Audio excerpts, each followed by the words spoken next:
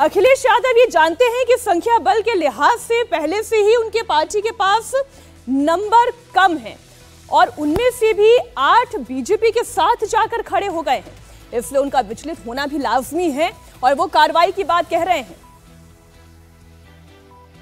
कार्रवाई निश्चित होगी क्योंकि पार्टी के जितने भी हमारे साथी हैं उनका मानना है कि ऐसे लोगों को दूर कर दीजिए। अभी तक तो कद्दावर नेता लग रहे थे लेकिन कद्दावर नेता निकले नहीं, ये बात समझ में आ गई अंतरात्मा से। तो मैं किसी की अंतरात्मा के बारे में नहीं जानता हूँ, मेरी अंतरात्मा के बारे में किसी के नहीं मैं जानता हूँ। बीजेपी ने न सिर्फ आज समाजवादी पार्टी को झटका दिया है बल्कि लोकसभा चुनाव में कांग्रेस के लिए भी खतरे की घंटी बजाती है।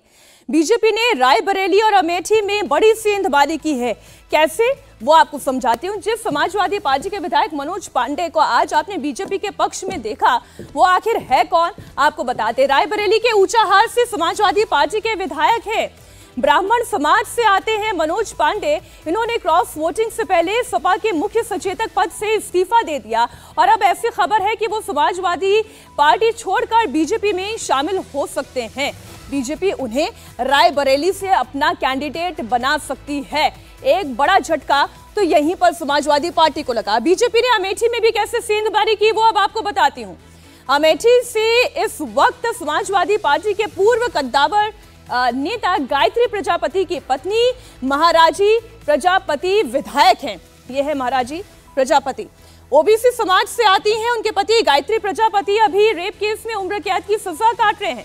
गायत्री प्रजापति के खिलाफ खनन घोटाले की जांच भी चल रही है।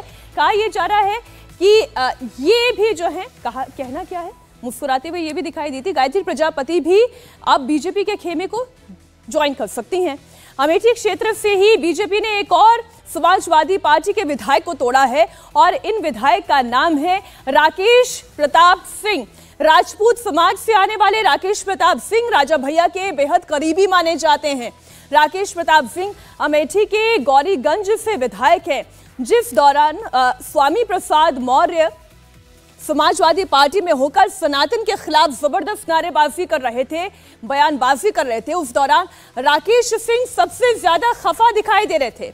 उन्हें अखिलेश यादव से अपील तक करनी पड़ी कि स्वामी प्रसाद मौर्य पर थोड़ी लगाम लगाई जाए। इसके अलावा राकेश प्रताप सिंह राम मंदिर की प्राण प्रतिष्ठा कार्यक्रम का समर्थन भी कर रहे थे। हालांकि उनकी बात पार्टी में कितनी सुनी गई नहीं सुनी गई वो राकेश प्रताप सिंह ही बेहतर जाने, लेकिन हाँ ये जरूर है कि राज्यसभा के रण में अखिलेश यादव के ये विधायक तो इधर से उधर हो गए हैं। ये आपको कैसे पता कि भारतीय जनता पार्टी के अंतरात्मा के आवाज पे वोट किया है? वोट पे अपना विचार होता है, अपने विचारों पे वोट किया है। कोई हिप नहीं होती इसमें।